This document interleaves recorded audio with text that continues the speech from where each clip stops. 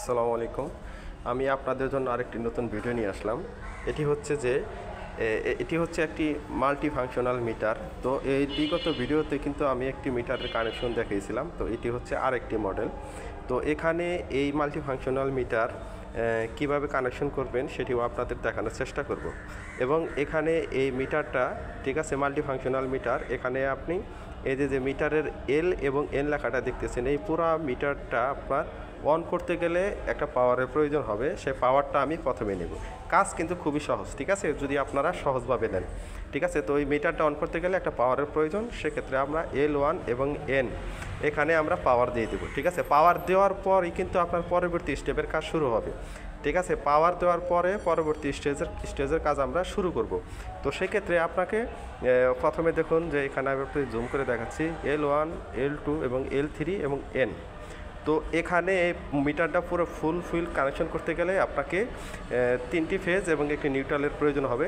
ঠিক আছে, তো সেক্ষেত্রে আমি আপনাদের দেখাচ্ছি। তো এখানে যেমন আমি আপনাদের বলি যে আগের মিটারের যেমন আমি আপনাদের বুঝাইছিলাম, প্রায় এটা কিন্তু সেম ক্যাটাগরির মিটার। ঠিক আছে, তো এখানে আমি আপনাদের একটু বোঝানোর চেষ্টা করব। সেটি হচ্ছে যে আমাদের সিটি, ঠিক আছে, যেমন I1 এবং I2 এবং I3। তো এখানে যে 6টা টার্মিনাল আছে, ঠিক আছে, এখানে কিন্তু এগুলি হচ্ছে আপনার সিটির টার্মিনাল। তো এটা মাথায় রাখবেন, এগুলি এটা হচ্ছে সিটির টার্মিনাল।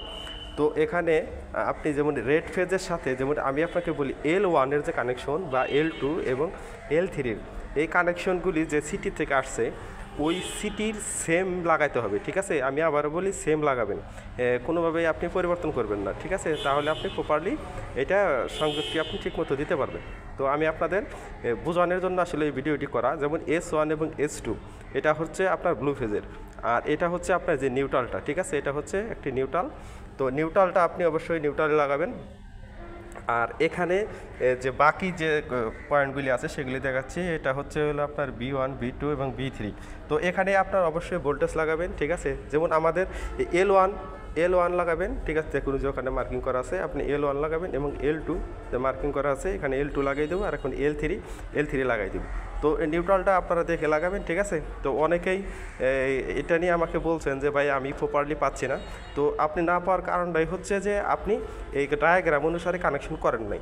তো সেক্ষেত্রে আপনার আরেকটা কাজ করতে পারেন, এটা ফেজ সিকোয়েন্স মিটার আছে। ঠিক আছে, তো ওই মিটার দিয়ে আপনি রেড ফেজ যদি আপনার ফেজ উল্টো হয় সেক্ষেত্রে কিন্তু আপনার প্রপারলি মিটার দেখাবে না। ঠিক আছে, অনেক সময় আছে আপনাকে মাইনাস রিডিংও দেখাবে।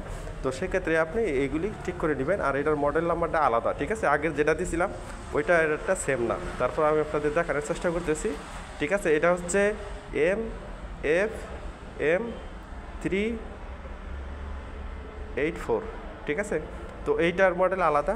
আমার কাছে আরও নতুন মিটার আছে, তো ওগুলিও আমি আপনাদের দেখানোর চেষ্টা করব। আর এখানে আপনি পুশ করে সবই দেখতে পারবেন, সব ধরনের ডিজিটি আপনি এখান থেকে সংগ্রহ করতে পারবেন এবং PFI সহ। ঠিক আছে, তো সবাই ভালো থাকবেন। আমার ভিডিও যদি ভালো লেগে থাকে অবশ্যই লাইক, কমেন্ট এবং শেয়ার করবেন।